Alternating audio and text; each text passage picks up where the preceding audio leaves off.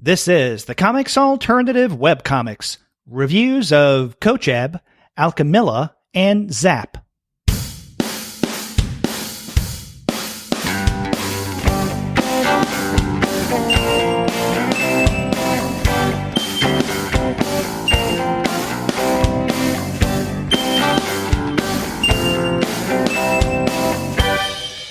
Hello and welcome to another episode of the Comics Alternative Webcomics. I'm Derek.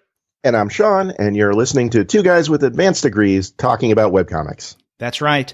And even though this is the very beginning of September, this is actually our August show. We're a little late, but we wanted to get an August show in. We'll have a September one later.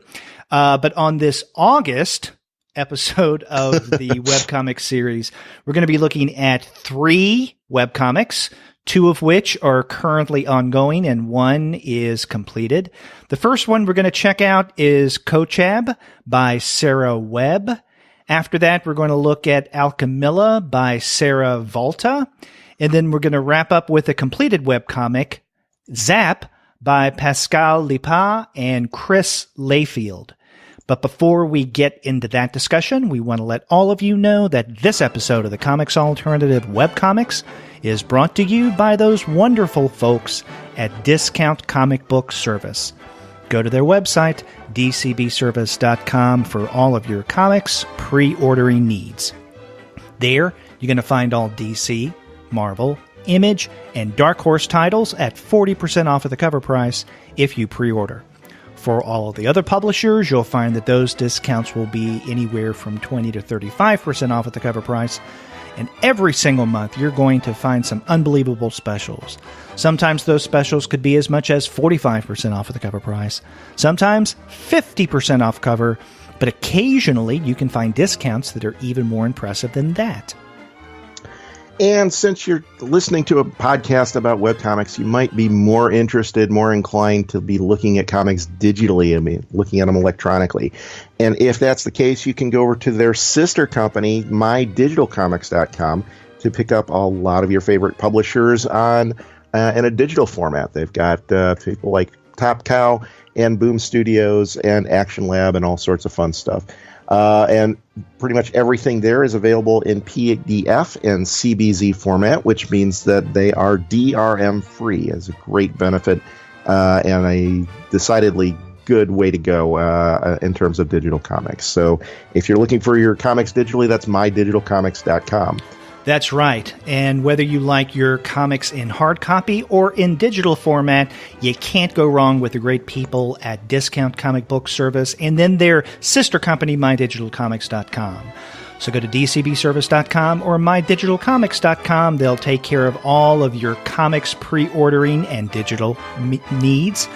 And after you do get your titles there, please be sure to send them an email and tell them that Sean and Derek sent you. Now, speaking of Discount Comic Book Services and mydigitalcomics.com, have you heard the news from Comic Book Legal Defense Fund this week? Well, you pointed that out to me, and I looked it up, and I think this was announced just about 2 or 3 days ago, right? Yeah, just a couple of days ago from when we're recording here, they announced that Christina Merkler, who is the co-founder of Discount Comic Book Service, has been named president of CBLDF. That's incredible news. And I had no idea that they were looking for a new president, but I think they couldn't find a better person than Christina. I know she is. I've met her before. I've been into the shop, their physical shop.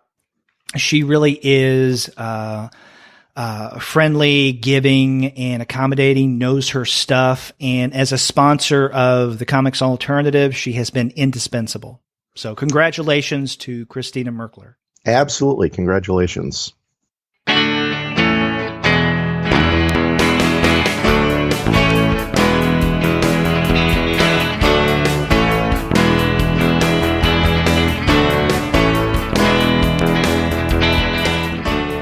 Well, Well, Sean, let's get into the nitty-gritty of this month's, or at least August's, episode of the Webcomic Show. And we're going to begin with a webcomic called Kochab. That's Kochab, and this is by Sara Webb. And you can find it at kochab-comic.com. So that's kochab-comic.com. Yeah. Go ahead. Tripping over each other today. So she describes it, Sara describes it as a young adult fantasy comic about two girls lost in a pile of ruins under the woods, inspired by various myths and fairy tales. And it's an interesting premise on this, in that the character of Sonia, who just lives in her life out in the village and loves to ski, goes out skiing one day, and when a bird happens to steal her scarf, and she starts chasing it, she ends up getting completely and totally lost, and eventually runs into this character, Kira. And the two of them start to form a friendship. And that's basically the premise of the story here. Right, and Kira is a fire spirit. But we don't know that right away, which is interesting. Right, we don't know it right away, but she does play around with fire, which impresses Sonia. Well, in part because it's just cold out. As I said, she was out skiing, and that's one of the reasons why they ended up meeting. Is Sonia was kind of stumbling around trying to find her way home, and came across this building of some sort that she just went inside to warm up a little bit, to get out of the cold. And as she's exploring the building, she stumbles in, it seems to be an old, not quite dilapidated, but certainly not kept up building. Windows are open, breeze blowing through, and just kind of growth. A lot of growth, vegetation, and that kind of thing. Until she happens to come across one room that is brightly lit and warm and sunny and completely unlike anything else that she's been seeing. Now, we should mention that this webcomic began in, I guess it's not even a year old now, began in October of 2017. And as of this recording, the last installment was just yesterday. It was August 31st. So we have something fairly fresh, and it's at least apparently currently updated every Tuesday and Friday. And one of the things that strikes me about the comic is it's just absolutely gorgeous. Particularly for me, I was really taken by a lot of the lush backgrounds they're built into this, and the characters themselves have almost a kind of cartoony flavor to them, but the illustrations in the background, while still, they don't quite get into like any sort of hyper realism or anything, but there's just a lot of lovely attention to detail, particularly from my perspective, I particularly enjoyed the scenes where Sonia is skiing through the woods, and you're seeing the various trees and bushes and stuff as she's kind of flying by them at the beginning. Yeah. A lot of that I felt was really impressive, going through, just looking at these gorgeous pages of art. Yeah, I agree 100%. I think that, and not only those scenes early on where she's skiing, and you're right, I mean, those are beautiful, but I think even in the narrative that follows, when both Sonia and Kira are inside this building and just wandering around, more on that in a minute. But even those scenes, I think, are beautifully done. Very lush colors, very elaborate detail. And I really appreciate that.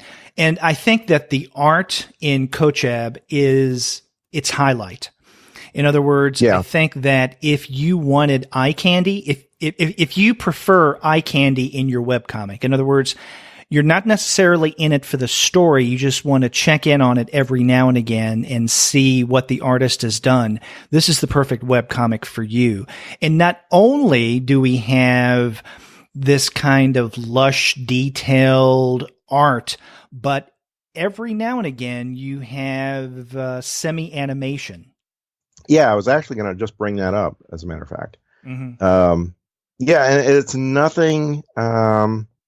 nothing terribly overt most of the time. It's just, the flickering light of a fire, or, little gentle snow falling in the background or something like that. Mm. But it's just enough to add a little bit of what's the word I'm looking for? A little depth of scenery, a little more intimacy towards the comic, I guess. And again, like I said, nothing hit you over the head, kind of, hey, this is an animation, but just enough to bring you into the story a little bit more, which I really like. Yeah, I agree. And it's not a kind of gimmicky animation. In other words, I have seen some webcomics where the animation is unnecessary and it seems more like a bell and whistle more than anything. Mm-hmm. This... you could have a still image in place of the slight animation, but the animation does bring a little more life or context, I think, to the story at that particular point. So I think it works well. And so I guess Sarah Webb's use of this kind of animation, and again, it's not anything elaborate. It's just, I think it's subtle more than anything. It's effective. And the fact that she places these animated panels or sections of the page strategically throughout. In other words, we don't get bam, bam, bam, one after the other or every other page with some kind of animation. It's just occasionally that we get it. So, her sparing use of this, I think, is quite effective as well. Yeah, and I was just thinking about it too, it's not, at least it doesn't come across to me as sparing to the point of, is she still doing this kind of thing? Right. I've seen other comics where they do a handful of panels in the early stages of the comic, maybe the first chapter or something, and then realize, hey, this is a pain in the ass. I'm not going to stop doing this anymore. But she seems to keep doing it just enough to remind you, hey, yeah, this is a thing that I'm still doing, and it still concerns me, and I'm still trying to be more evocative with my art by adding these little animations in there. It's just enough, I think, to let you know that she's still doing it. It's still a concern, still something she's trying to do as part of her art, but not, like you said, it's not gimmicky. It's not hit you over the head. It's not a hook necessarily. Mm-hmm. Exactly. Now, we've been talking about the art, and I mentioned a moment ago that I think personally that, Kochab its high point is its art. In other words, I think its defining characteristics is Webb's art. The story, on the other hand, is another matter. And I want to be careful here because I don't want to suggest that it's not a good story or it is a bad story in any way. There's not much of a story. So basically what we have is at the very beginning, Sonia wanting to get away by herself to do some skiing. So she leaves her village, goes skiing, and, we have quite, an elaborate scene where she is skiing. And as you mentioned, it's very beautifully rendered. But then she, gets to where she, her ski breaks and she can't go anymore. And she needs to find a place to get warm because it's really cold out. So she finds this, what she thinks is something like a mirage, I guess. It's like a castle. And outside of it seems to be this movement like fairies. And actually they are fairies, we learn later. And she wonders if she's imagining this. So she goes into this building, and this is where she meets Kira. And then she and Kira, they can't go out, or at least Sonia can't exit the way she came in. So because of, what is it? I can't remember why. Is it because of spirits that are out there? I think it's a combination of spirits and the fact that she just doesn't have any supplies with her. It's, but they need to find another way out. Yeah. And then so Kira she says, I'll show you another way out.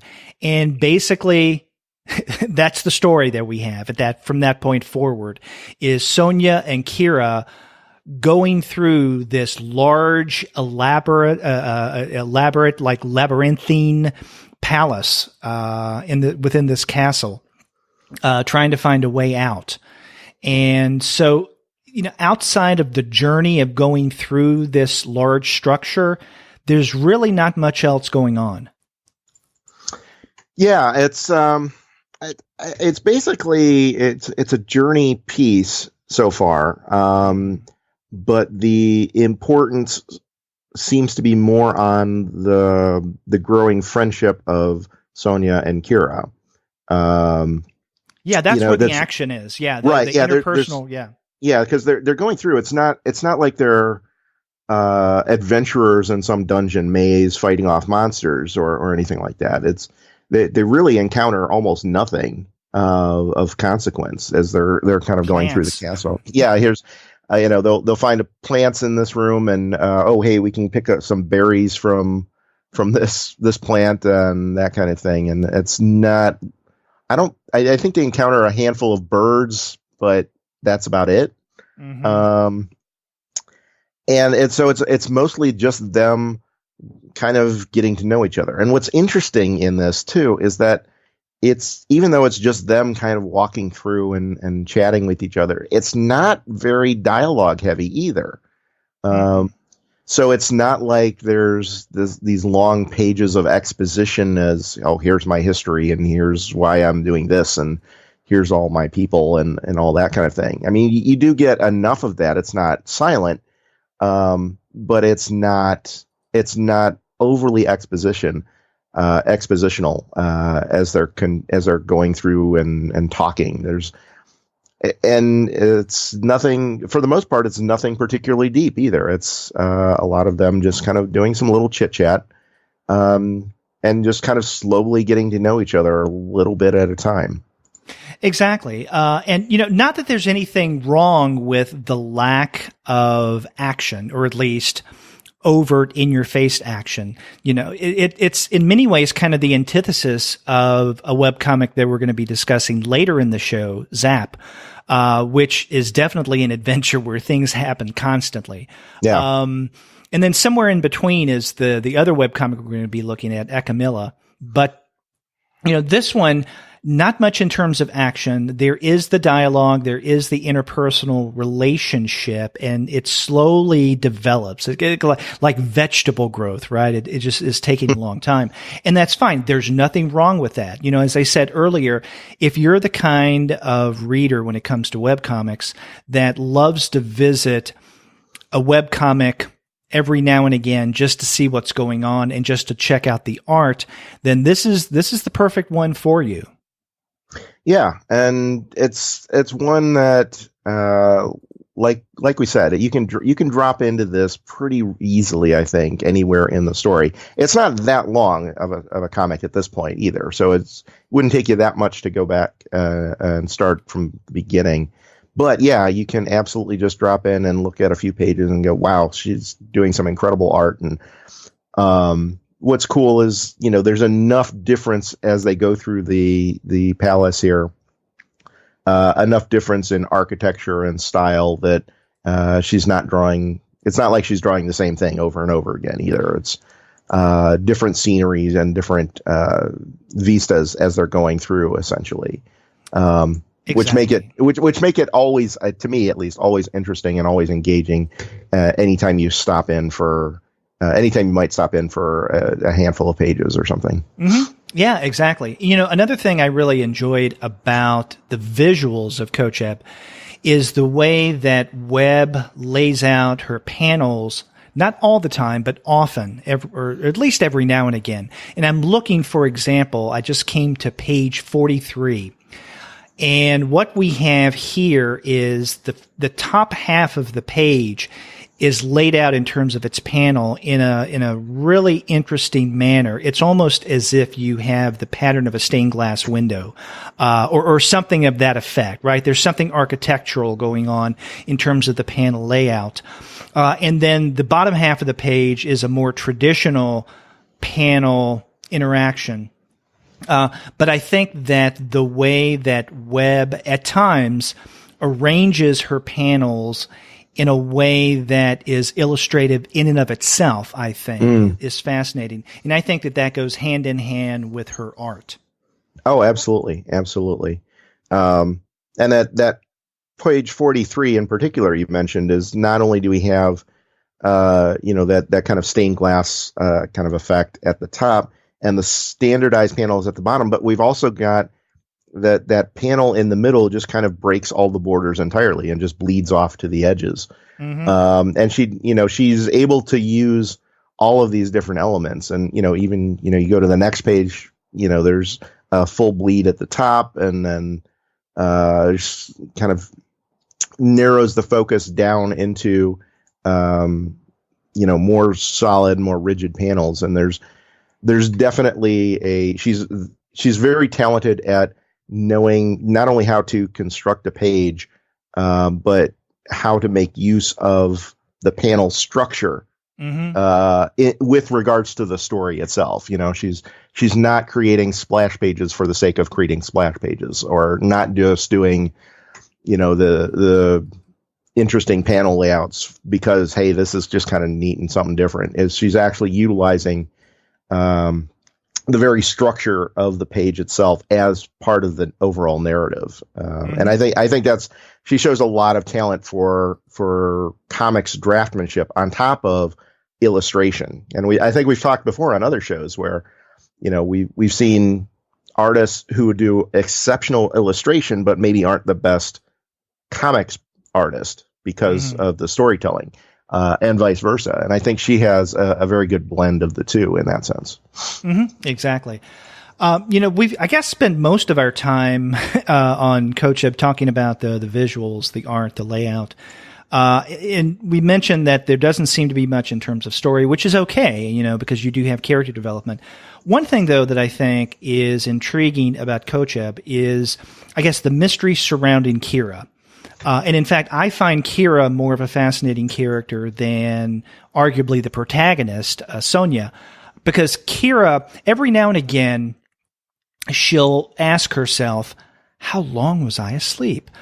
And when Sonia comes upon her, once she enters the castle, she wakes Kira up. So Kira had been asleep. We don't know why. We don't know for how long. We know that it's been quite a while because as she and Sonia are wandering through the castle, Kira comments on how everything seems to be different. Everything seems to be overgrown. In other words, various plants, vegetation, has found its way inside, and it's kind of almost taken over certain rooms, like the kitchen that they eventually find.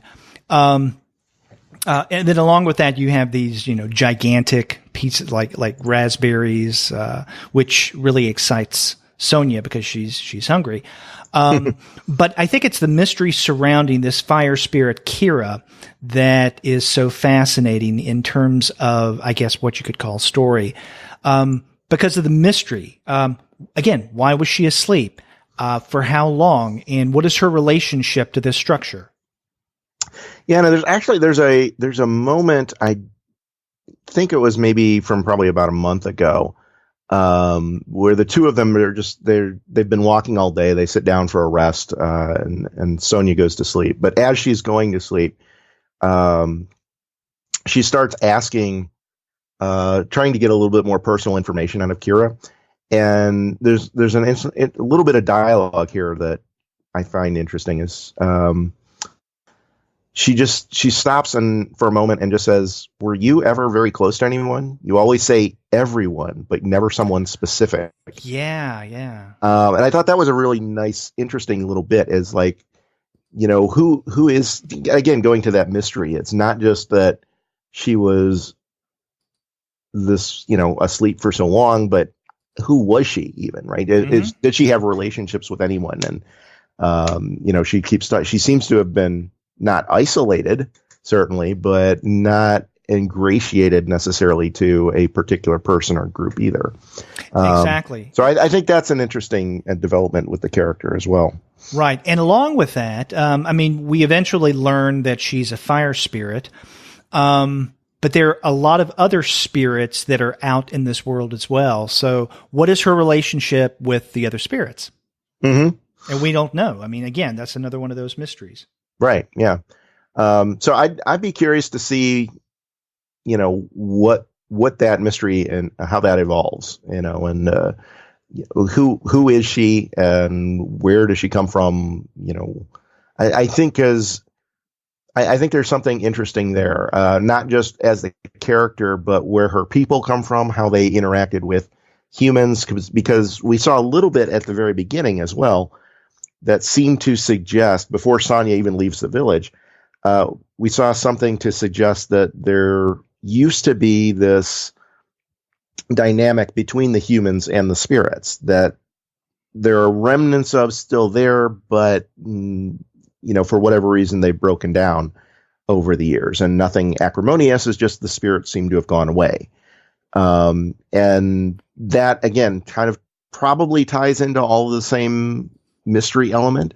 But I'm not sure where yet or how, but I think part of that will end up wrapping into Kira's story in particular.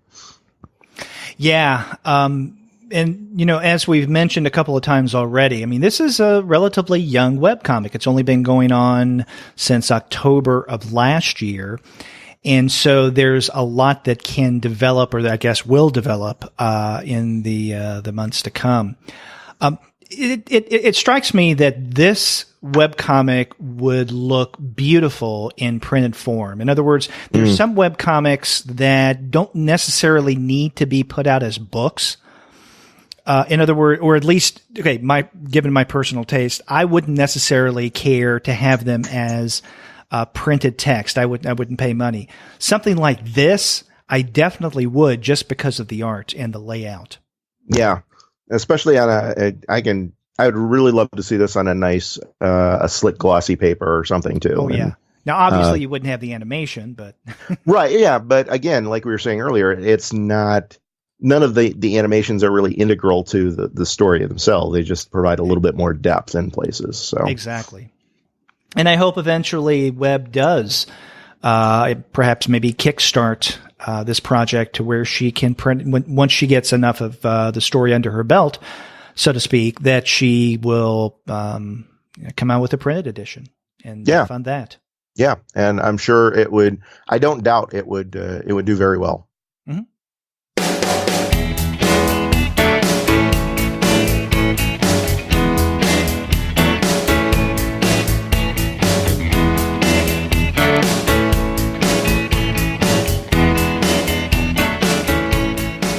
Well, Sean, you want to move on to the second webcomic that we're going to be looking at on this episode? Absolutely. The next one we are looking at, as you mentioned earlier, is Alchemilla. That is by Sara Valta. Apparently, it's our Sara Creator Day. We've got two Saras so far. And you can find this comic at alchemillacomic.com. That's ALCHEMILLACOMIC.com. Mm-hmm. That's right.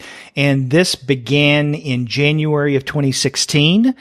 And so we have a little more story, I think, with Alchemilla than we did with Kochab.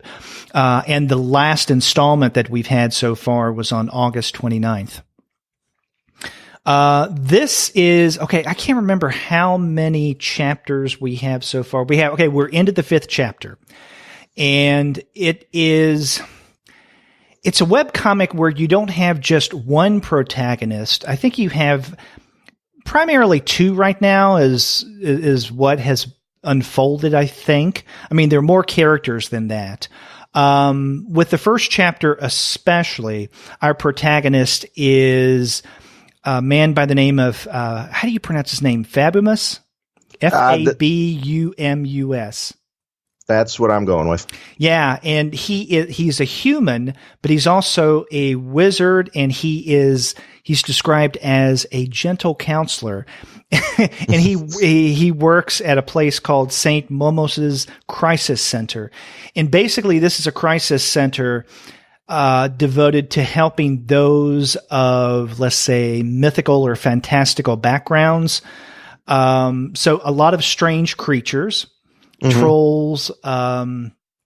There's a siren who Right. has a problem because she's not respected by her fellow sirens back at home. And so all of these creatures have some kind of psychological, emotional issues that they're wrestling with. And Fabimus is there to help them. And he is, I mean, as described, on the character or the cast page, he is a gentle counselor, because he is, I guess, a counselor, a therapist in the fullest sense of the word, understanding, empathic, non-judgmental, and he is there to help everyone. Now, he is, I guess, the main character in the first chapter, but then toward the end of that first chapter, we're introduced to another character by the name of Valo. And Valo is an adventurer, or I guess, as described here, like a former adventurer who is a bit haphazard, who That's doesn't an understatement. who doesn't think through things. And by the way, I'll try to refer to Valo in terms of pronouns as they, because that's how Valo is referred to by some of the other characters. And there's a reason, I think, why Valo is why the pronoun they is, and them is used in terms of him, her, his, hers, throughout the story. And I think I don't want to give much away, even though you can probably guess. But Valo is a complex character, and he becomes a central figure beginning in the second chapter. And I think with Valo, that's where we get a lot of the comedy. And one of the things about Alchemilla that I absolutely love is the humor.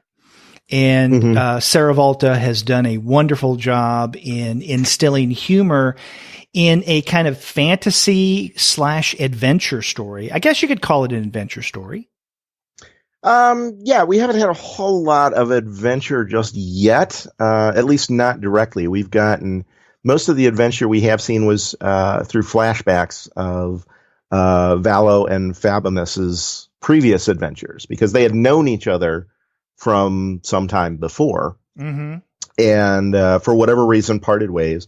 And Fabimus then began working at this crisis center, essentially giving up this adventurous life, while Valo was more keen to continue that as much as they were able. Yeah, exactly. And in fact, that's one of the mysteries that I think kind of drives the narrative to some degree, maybe to a minor degree, is the relationship between Fabimus and Valo. We get a little information about their backstory, but not a lot of information about why they broke up and what their relationship was once they met. Oh, and I think we get enough, though, that, I mean, it's certainly not terribly acrimonious. So it's not like they split up over some, massive disagreement or something, or it doesn't appear that way. Or if they did, they had since mended it, because they both certainly seem very friendly with one another, and just, hey, we just went our separate ways, and that was, just the way things work. And it would seem that, at least the implication is that Fabimus was less interested in the adventuring lifestyle, and Valo, that was something Valo wanted to continue. But what's interesting is that we start to pick up bits of Valo's history since they split off from Fabimus, and Valo doesn't seem to have really done anything. Yeah, they went around and they spent whatever gold and treasures that they had accumulated at that time, going to taverns and getting drunk and what have you. But they don't seem to have actually gone on any further adventures, as near as we, the readers, can tell. And that's where Valo is when they're introduced in the story. Is they're at a point where they've spent all of their treasure. They don't know how to acquire more. They don't know how to get to their own adventures. And so Valo essentially shows up on Fabimus's doorstep with a big question mark over their head. What do I do now? Where do I go from here? And Fabimus's answer isn't one that Valo seems terribly interested in. Right, exactly. And in fact, Valo is a very angry individual. Mm-hmm. And is so especially toward the latter part of the story that we have so far. I think at first Valo comes across as someone who is maybe a little hot-headed at times, but definitely haphazard and doesn't think through things before they act. But I think in the last couple of chapters, 2 or 3 chapters especially, the relationship between Fabimus and Valo seems to be strained, and that elicits a lot of the animus that we see in Valo. At the same time, again, Valo is a comedic character, and so every time they get into a situation, they tend to screw it up. Well, Valo screws it up. That's what I mean. Yeah. That's what I mean. Yeah. Okay. Did I say Fabimus? No. I thought you had. I was misinterpreted your they there. I think is what that was. My bad. That's okay. Another thing that stands out about Alchemilla, and it's similar to what we were discussing in terms of Kochab, is the art. Mm-hmm. I think the art in Alchemilla is outstanding. And this is one of those webcomics that not only the art stands out, but also the story as well. And in terms of story, I mean, we do have multiple stories that are going on. Like one kind of evolves into another, and sometimes we have Valta, who is kind of juggling maybe, 2 storylines at the same time or more. But it's Valta's art that I think is so spellbinding. Which, is interesting is there's not, I mean, I agree with you. It's very, very wonderful art, but it's curiously not as detailed as I would expect it to be almost, right? The line work is, I wouldn't say sparse, but it's not overly detailed either. And I think a lot of the interest visually comes from the coloring and the color choices that are going on, which is a lot more interesting to me, in part because you don't see that as much, or at least I don't see that as much. A lot of artists put all their effort into the line work and the brush work, and then the coloring is an afterthought.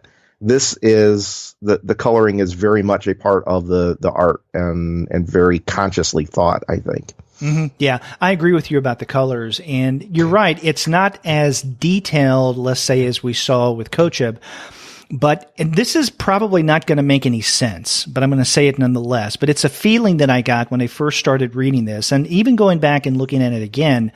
I mean, I do get the same kind of gut feeling. I couldn't help but feel something Sesame Street-ish about this art. And what I mean by that is not like the Bert and Ernie Muppet kind of thing going on here. We definitely don't have that. It's just that the kind of style that Valta has strikes me as the kind of art that every now and again as a little kid I would see in maybe animated shorts on Sesame Street. Does that make sense? I can see where you're coming from. It's not something that occurred to me offhand, but I can see where you're coming from on that. Yeah. I think there's I wouldn't tie it to Sesame Street so much as kind of a mid 1970s art vibe in general.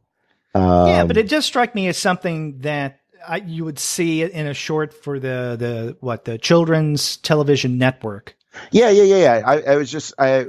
I would say I agree with you on that. I would just say I've seen that in other places as well, so I wouldn't tie it to Sesame Street necessarily. But I'm thinking, I'm not tying it like ultimately. It's just I have a Sesame Street feel. I mean, there was something when I first started reading this. I had a slight feeling of nostalgia. Mm-hmm. Yeah, no, I can totally see that. It's not, like I said, it's not something that I immediately went to, but I can totally see where you're coming from on that. Mm-hmm. Yeah, the way that Valta illustrates Fabimus and Valo.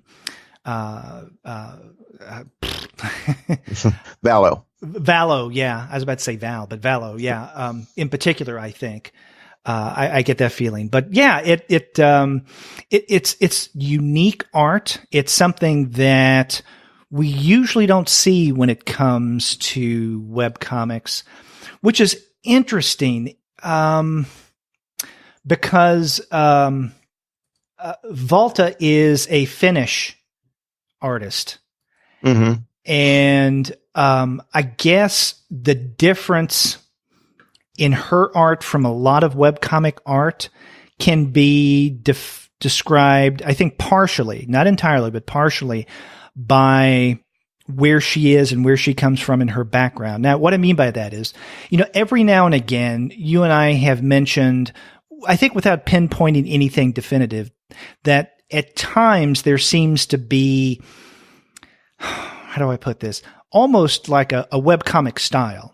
In other words, you could read, and we have read many webcomics that are different in terms of genre or subject matter or what have you, but the style among various webcomics is not that different. Mm-hmm.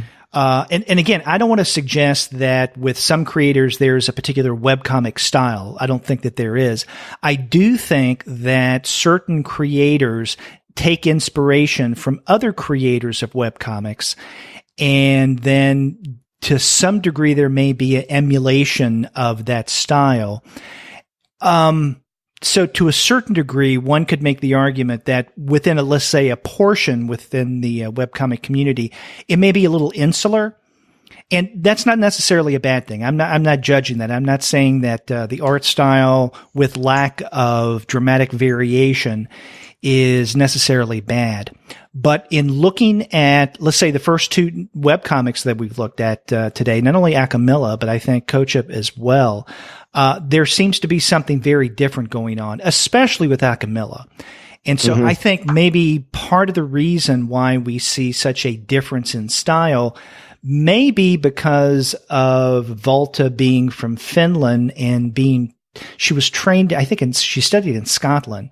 So I think her different exposure and her different background brings a difference to her art that we're not used to seeing.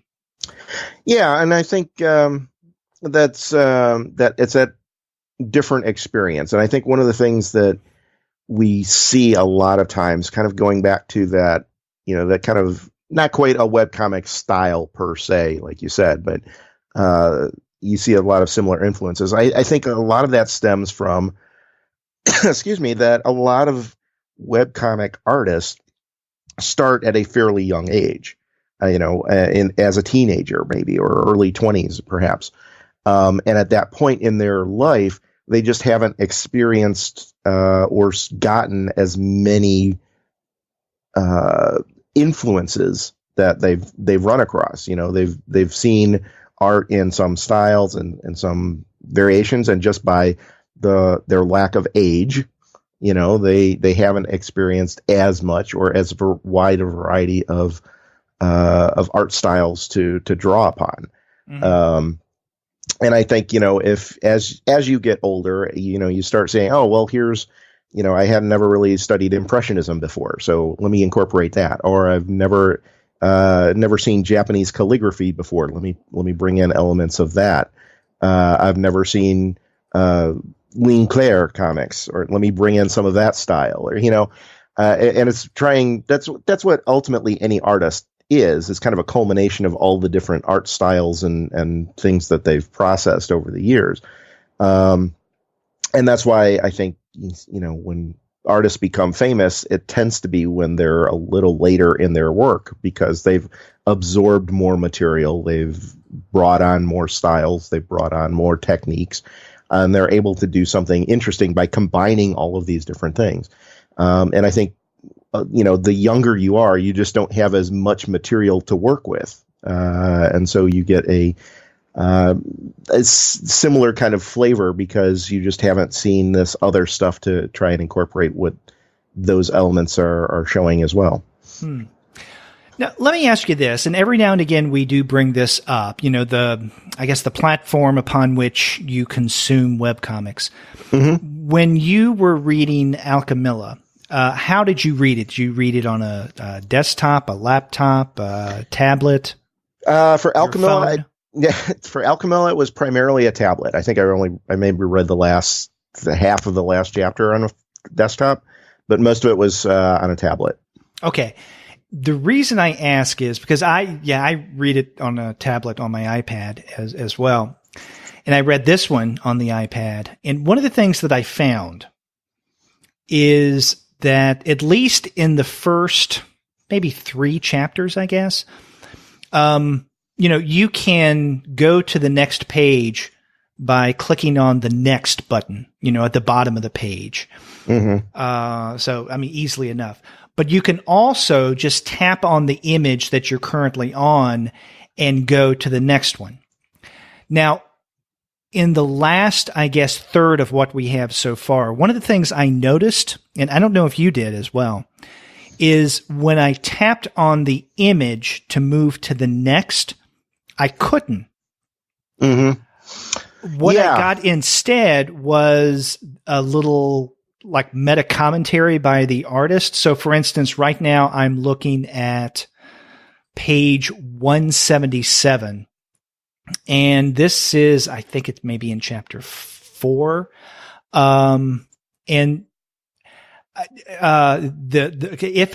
I were on my tablet and tapped this page, I wouldn't go on to the next page, but the message that I would get would be the evil shop gremlin attacks. Now, on the desktop right now, which is where I'm looking at the comic as we speak, I can click with my mouse on the image and go to the next one, which is what I couldn't do in terms of tapping on the image on the tablet. But when I tapped on the image, I got this meta commentary from the author, I'm assuming from the author. And I don't know if I found it so much amusing as irritating, because I usually like to just tap on the image and go to the next one instead of going down to the next button. It's no big deal, really. But that's one of the things I noticed. Did you notice that on your tablet? Yeah, I do remember there was actually, as I recall, a couple instances that I ran into with this one where just trying to go to the next comic, I got something like that, and I don't remember too much of the specifics. I do recall it happened more than once. And I think I assumed after the second time that, that some of this was being coded manually and there was just, a typo in there or something. And so I essentially at that point reverted to just using the forward next buttons, because those are generally more programmed in. Mm-hmm. And I felt safer kind of clicking through that way. But yeah, I did notice that there were a couple of little problems like that, trying to go through the navigation. Yeah. Which, it's not necessarily a bad thing. I think that if you're reading this on a tablet and you click on the image and then you get a little message that kind of pops up that is something like a meta commentary, that can be amusing and entertaining in and of its own self. Personally, I could do without that, but I just want to go to the next image and make it easy for me. Mm-hmm. Yeah. And that's what strikes me as a challenge one of the challenges about doing a webcomic is that as a creator, you have no idea what any of your readers are going to be seeing this on, right? Mm-hmm. They might be looking at it on a desktop, they might be on a phone, they might be on a tablet, they might be on, a laptop that doubles as a tablet, or, there are any number of variations on that, not to mention operating systems, not to mention browsers and all that. So it's very challenging, I think, to get something that works universally. across all those instances all the time. I'm usually fairly forgiving on that if it's something minor and I can still get through the comic. Like I said, in this particular case, I was able to use the next and back buttons, and those worked fine. So, fine, whatever. But yeah, it's absolutely a challenge for creators, I think, to not only create a comic that's interesting and entertaining and looks pretty and all that, but also to pull in all this technology that they might not be as familiar with. That's not their bailiwick, right? They got into comics because they love storytelling or they love drawing or what have you. And typically it's not because that they love programming. So, I tend to be a little forgiving on that. I did notice it in this case. And like I said, I didn't go back and double check that against, what happens on the desktop versus what happens on a phone or anything like that. But, yeah, it's always a problem at some level, I think, and that's why I try to use, I try to go with whatever looks like will be the best venue for reading that particular comic. And like in this case, looked like tablet would be the way to go, reading it, as some of the other ones, like the Webtoons ones that we look at periodically, those tend to work better on a phone. So I try to read them that way. And, then there's some that are, just seem to be a little bit more geared towards the desktop. And what I read any given comic on depends, for me at least, on essentially what the creator seems to be focusing on primarily. And sometimes that's just a judgment call on my part. Sometimes I'm right and they're wrong, or they're right and I'm wrong, or whatever, or we're just not meeting at some level. And sometimes there's just, glitches that come up. And it's difficult to manage those, especially, we're 200 plus pages into Alchemilla at this point, 230 something, I think I saw. So that's a challenge. Like I said, that's definitely a challenge. And like I said, I did see a couple of instances where things didn't work quite as expected, but I kind of take that as par for the course, Yeah, I don't hold it against Valta for doing that. It was just more, if nothing else, just a minor observation, and not even a big irritant. I mean, it's like maybe minor.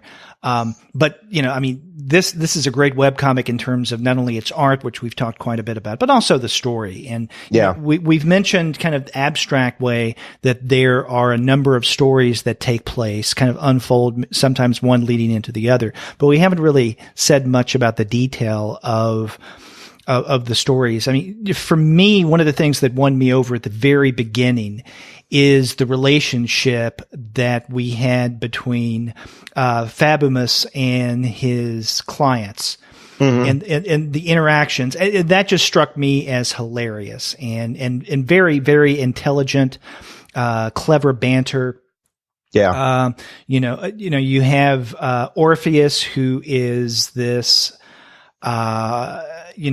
Roman-like warrior who is only a head because his body has been ripped away.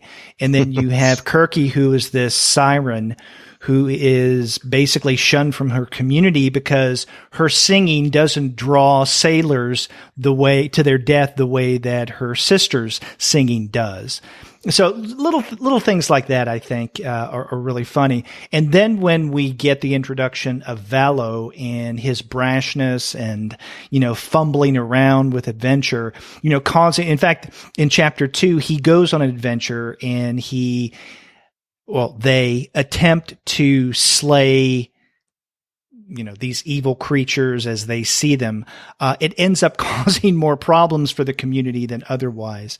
And so it's kind of a failed adventure, but it's funny nonetheless. And then once we get into when Valo comes back to, and what is the city that they reside in? I can't recall.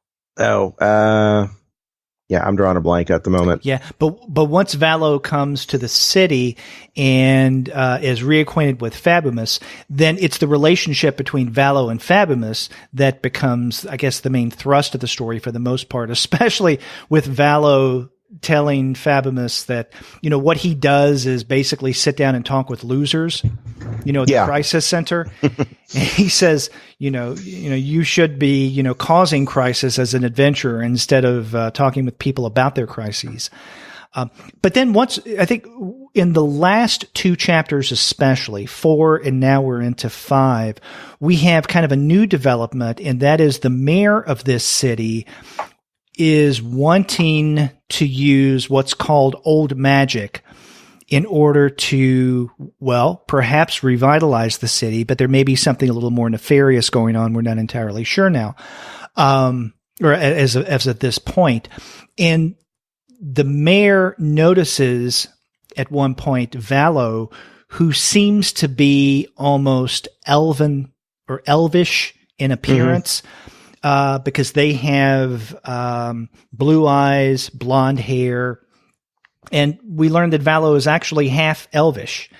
And so the mayor, looking at Valo, assuming that Valo is an elf, can possess and use this kind of old magic. And so the mayor wants to hire Valo for the old magic. And there's some complications that go on here, but basically that's where we are in the current storyline, I think.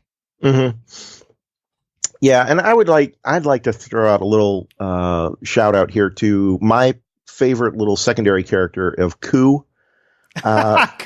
Koo's wonderful. I what do they call him? A cave creature.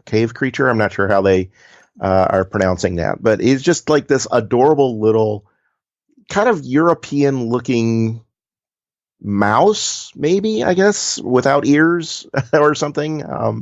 As a small character, just runs around and just wants to be somebody and just wants to do something interesting with his life, and his family has not been encouraging in that.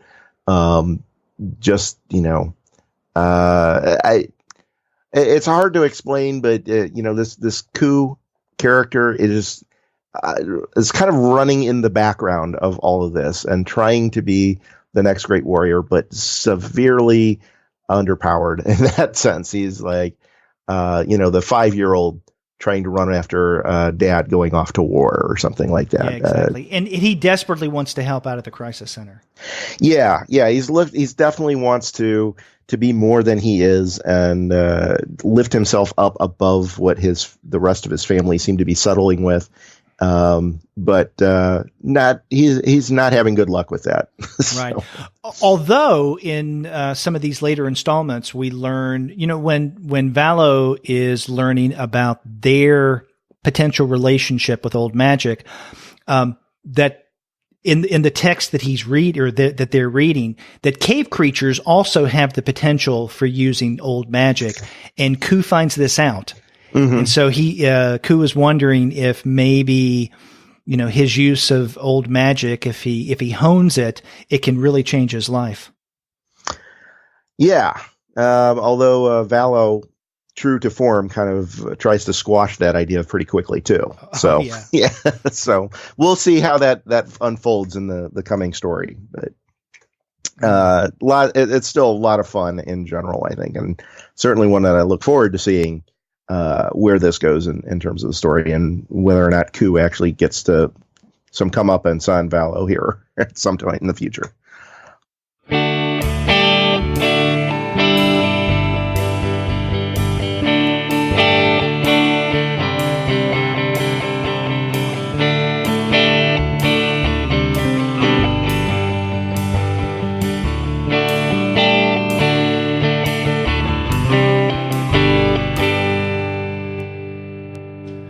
Well, Sean, you want to move on to the final webcomic that we're going to be looking at for this episode?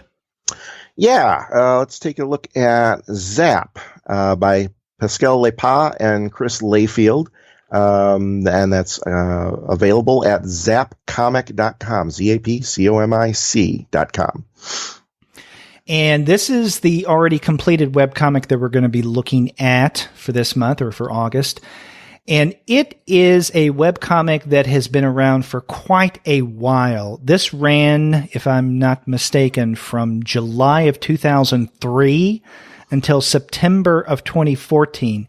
So it had about an 11-year run. So it's a rather long webcomic. But it's also, I think, one of the things that's notable about it, it's, I guess, an early incarnation, one of the earlier incarnations of a webcomic. And to a large degree, I think you can tell on the site that this is an older webcomic. Yeah. And this is, which is interesting is, one of the things that's interesting is this is a comic that you brought, and said, hey, let's take a look at that this month. But it is one I had already read. I had found it many years ago while it was still part of an ongoing, about halfway through maybe, and read to completion. But even then, I had already, like I said, I read it after it had started, but it already had been around for several years at that point. So that I thought that was very interesting. And the other interesting thing about it too is this. Particularly with Lepa as the artist on this is, and we've talked about this before with other artists, she worked on it so long, you can really see her art style evolve as the comic continues. Oh God. Those who go to zapcomic.com and check this out, look at the early chapter. Okay. Let's say the first couple of chapters, and notice the art. Then go to the archive, move ahead to the last chapters or installments, and you will notice a marked difference in the art style. Yeah. I was actually struck. A dramatic difference. Yeah, I was actually struck enough. Like I said, I came to it about halfway through originally. And at the time, just read, picked up wherever it was, chapter 2 or 3 or something. And when I said, okay, I'm enjoying this, let me go back to the beginning and get the full backstory, I almost didn't recognize some of the characters because the art style had changed so radically in that time period already. And, kudos to Lepa for, improving and working on her craft as much as she had, because it's very evident throughout the course of the story, and it's, I think, really highlights the mark of a good artist is when they are improving like that on a regular basis, on an ongoing basis. Right. Now, with the first chapter or two, you have, I guess, what I would describe primarily as kind of a cartoony style, right? Mm-hmm. There's something really kind of elastic and primary about these colors or these characters and the way that they're drawn. And then once we get into chapter 3 and then chapter 4, you can tell that the art begins to change to where there's still a somewhat cartoony look to the characters, but it's a little more intricate, a little more seriously drawn. And not to suggest that the earlier stuff wasn't serious. Maybe not serious. Maybe serious is not the best word.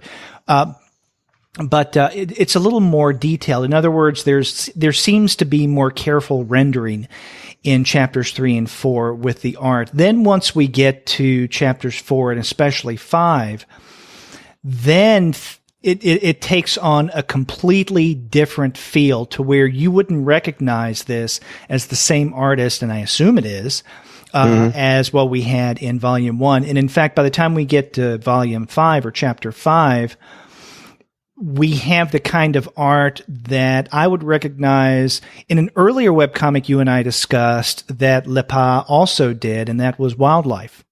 Right. And one that she's still working on, in fact. Mm-hmm. Yeah, exactly. And I think you pointed out, you and I were talking about this right before we started recording, that you and I discussed Wildlife relatively early in its life. So there wasn't that much story at the time. Yeah, I think as I recall, that was actually one of the reasons why I brought it to your attention for us to cover, is because they had recently finished Zap, and Lepa had moved on to Wildlife and was just kind of getting that going. So that was still fairly fresh in my memory as, oh, hey, there's this new comic. Let's take a look at this one too. Okay. So if you were going to describe Zap to the uninitiated, how would you do so? That's a good question. Zap is a science fiction story about the title character is named Zach. And he just essentially wakes up one day with a bunch of authoritarian cops, army type people chasing him. But with he having no knowledge, no memory of what they're doing or why he's being chased in that. So then the story evolves on Zap trying to find out about his past, who he is, where he came from, why he's being hunted by the Galactic Earth Federation. And along the way, he picks up a number of friends and associates that help him on his quest. Not always voluntarily, but yeah, it turns out that the Galactic Earth Federation is kind of your big evil empire, a la the Empire from Star Wars or something like that. They're trying to get as much control over them as possible. And Zap and the people he happens to fall in cahoots with are part of a rebellious faction trying to take down the GEF, as they're usually known. And so then there are a long series of adventures with Zap and his friends trying to outmaneuver the various factions that are after them, which is not just the GEF, as it turns out, as it goes along. And we learn more about who Zap is and why he's important and why he's the one who actually, I don't want to say take down the GEF all by himself, but he's certainly the one who changes the whole galactic empire, as it were, in kind of a Luke Skywalker-ish vein. That's right. Now, you've referenced Star Wars 2 or 3 times in that description. I did. There is a lot about Star Wars in Zap. So, for instance, even though he's a rather comedic character, our protagonist, Zap Vexler, is like a Luke Skywalker, as you point out. Although he is psychic, and I don't think this is any kind of spoiler because we learned this fairly early on. And in fact, because he is psychic, even though he doesn't know he is, that's why the ship, the Excelsior, chose him. Because we learn at the very beginning of Chapter 1 that the ship has lost its captain, but the ship needs to choose another one, and it chooses Zap. And so those who are already on the ship, the most prominent of which being Riona, Guntar, and then Robot. And Robot has another name which has a lot of letters and numbers. I think, XR743-9Q. But he's called Robot for short. And they're wondering, why in the hell did the ship choose this guy? Because Zap comes across as kind of self-involved, a loser. He fumbles around. A little clueless. Clueless. He has a sense of self-importance. But I mean, he grows over time. But he's kind of a Luke Skywalker character. Guntar, I mentioned earlier, he is this hairy creature with 4 arms. And of course, you can't help but think of Chewbacca. Yeah. And then, of course, with Robot, the robots in Star Wars. Maybe this is, a combination of several of them. There's even a Darth Vader type character. I think he's called Serpent? Yeah. Who is big, shadowy, and hooded. So you can't help but notice the Star Wars references in Zap, but I don't think that it is so derivative that it gets in the way of the story. No, I would agree. I mean, there's certainly some parallels there, and you can see that there was probably an influence, at least subconsciously, on where the story went. But it's not like, oh, hey, this is just Star Wars reskinned with different character names or something like that. Mm-hmm. It's definitely got its own tone, its own style, its own flavor to it. It's some of the. I'm reminded of in a little bit. This and bear with me, this explanation will make sense in a minute. Okay. I remember when watching the movie Steam Boy, animated Japanese feature, came out several years ago. And kind of a steampunk thing, lots of interesting things going on, very lusciously animated. And I came out and I thought, he ripped off George Lucas. This is literally the plot of Star Wars, almost to a T. And then I thought about it for a second. And I was like, no, what he actually did was he ripped off Joseph Campbell.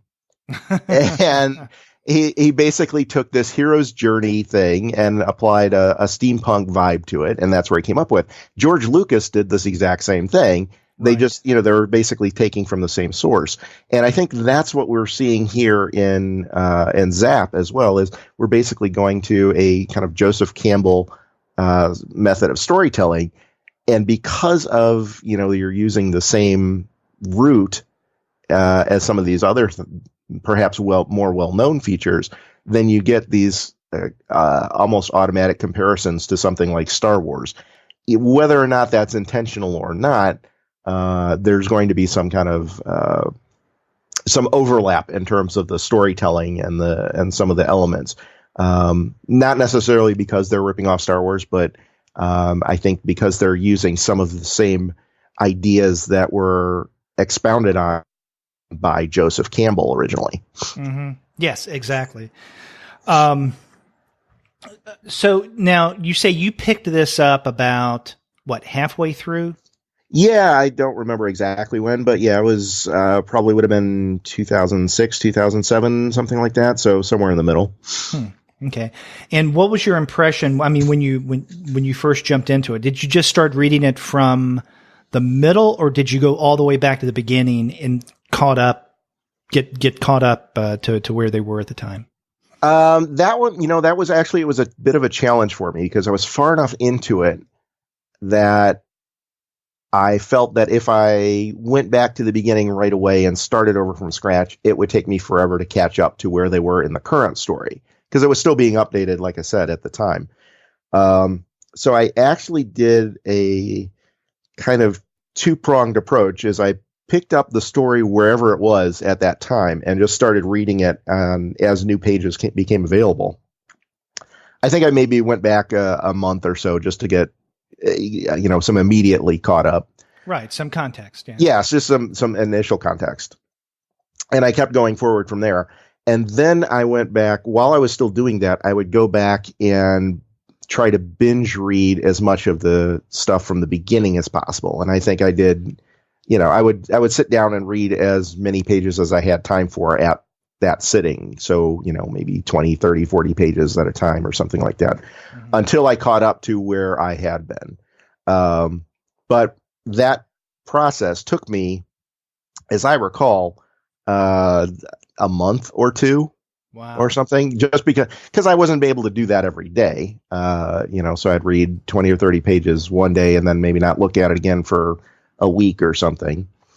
So I was kind of reading both the original story from the start at the same time that I was keeping track of what was actively going on as a current updates at the same time.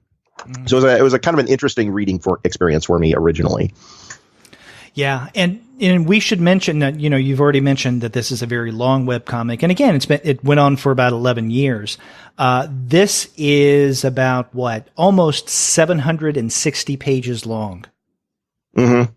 Yeah, it's not something you can sit down, I don't think, and read in one sitting. Or if you do, your butt's going to be very tired and sore. Yeah, exactly. Yeah, so take some breaks. Yeah. Now I'm curious, do you think, given the difference in story, and not just in terms of art, but in terms of story as well, that when you picked it up at about the middle, if you had immediately gone back and, let's say, instead of reading it where it currently was, and maybe a previous month's context, right? If you had just say, hey, I just discovered this, I'm going to read it from the very beginning. Do you think that your experience and your impression of Zap would have been the same going back to the very beginning? Almost certainly not. Almost certainly not. I remember thinking, as a matter of fact, I remember thinking at the time that a lot of what interested me when I started reading about Zap, about the characters, about the art, all the things that struck me about it at that time were by far very much not developed in those early installments. Mm-hmm. And I remember thinking when I first read those that, I was maybe a full chapter in before I started seeing elements that, okay, this is where it would be that, this is the character development that they eventually get to like. And these are the where the art style is starting to change and I can start getting there. If I had started reading right from ground zero with, just as they started putting out updates in 2003, I don't know that I would have kept up with it because it took a long enough period for me for the story to get to where I was enjoying it and where I found the most enjoyment out of it. Not that it was bad, just didn't hook me necessarily in the right ways until a chapter or two into it. So I don't think, I think it's very much one that I probably would not have read in its entirety had I come to it fresh right at the start. If I hadn't have found it somewhere in the middle after they had already, established kind of where they were going with this comic, I don't know that I would have followed it as much as I did. Now, earlier we were talking about some of the technical aspects of reading Alchemilla. I want to mention that about Zap as well, because, we mentioned that this is a webcomic that's been around had been around for quite a while. Excuse me. It had started in 2003. So I guess relatively early. You had webcomics in the early 2000s, but not probably, I guess, the proliferation that we find right now. And I think that if you go to zapcomic.com, you'll see that this does look like an older webcomic, and not in terms of the art, so to speak, but in terms of the layout and the navigability of the site. In other words, one of the things that I found, I don't want to say problematic, but a little irritating, is you can't tap on the image to move to the next one. In other words, you have to click on the next button. However, the next tab, or actually it's just a word next, is relatively small, and I've got kind of thick fingers. And so on my tablet, every now and again, I would hit something else besides the next and have to just go back. And so that became a problem. Another thing that I think speaks to this being an older webcomic is the size of the page is small. Relatively, yeah. Relatively small compared to what you find mostly today. Definitely compared to the two other webcomics that we've looked at, Kochab and Alchemilla. Yeah. Although at least I will give them credit for this, though, that it's not, they didn't shrink the entire page to fit on there. Like just crush the page. The page. I'm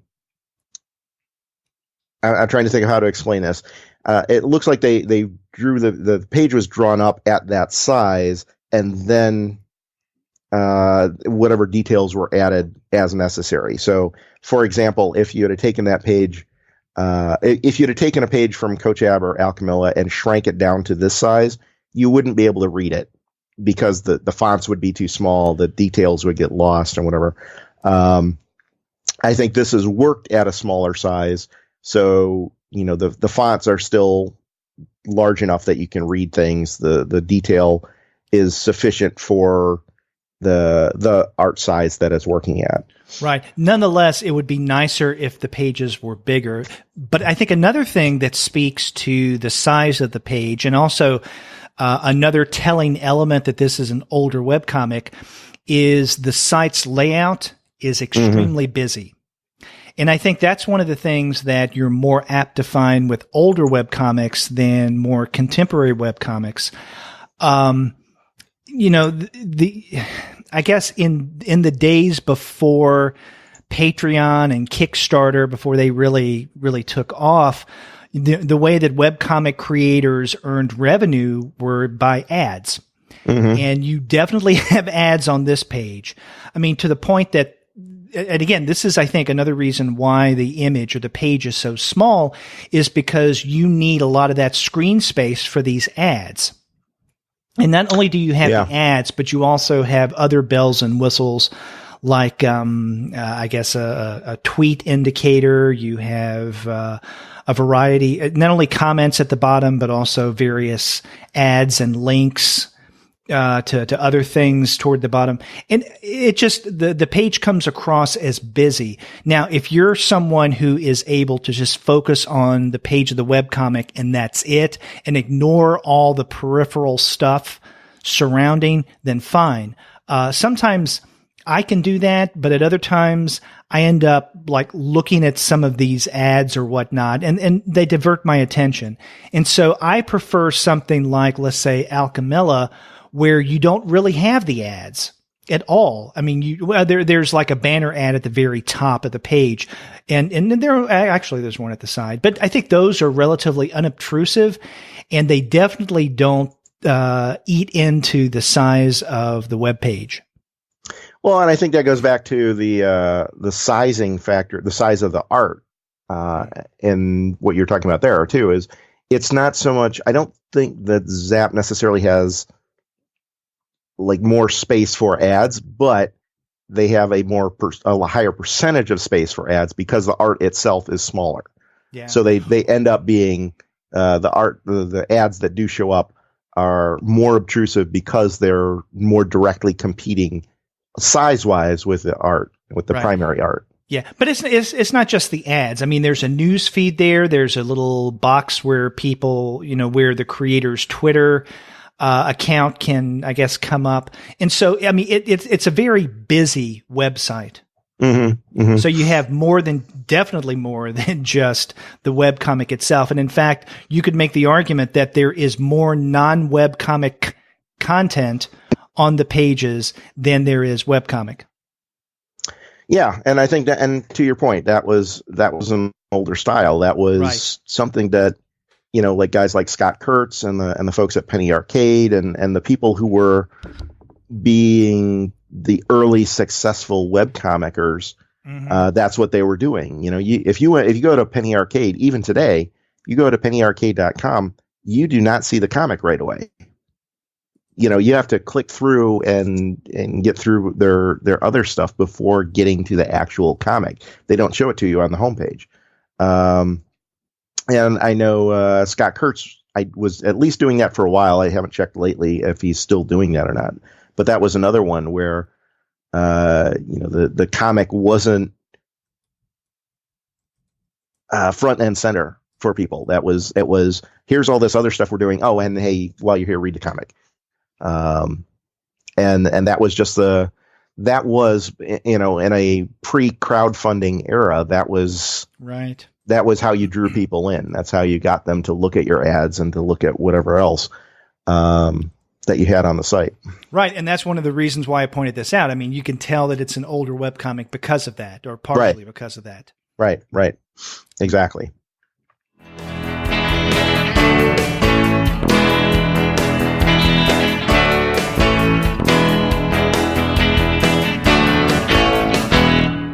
Well, Sean, we looked at 3 really interesting webcomics. We started off with Sara Webb's Kochab. And then after that, which you can find at kochab-comic.com. And then after that, we looked at Alchemilla by Sara Valta. And you can find that at alchemillacomic.com. And then finally, we wrapped up with Zap by Pascal Lepas and Chris Layfield. And this is at zapcomic.com. Good stuff as always. That's right. Yeah. And we enjoy discussing this good stuff. And if you want to find some good stuff of your own, then you won't do wrong by going to the website of our sponsor, which is Discount Comic Book Service. Remember, go to dcbservice.com for your printed comic needs, and their sister company, mydigitalcomics.com, for all of your digital comics desires. That's dcbservice.com and mydigitalcomics.com. And after you do get your titles there, get in touch with me and Sean and let us know what you're reading, and also give us some suggestions of other webcomics to check out. If you go to our website, comicsalternative.com, you'll find that you can leave us a voice message online via SpeakPipe.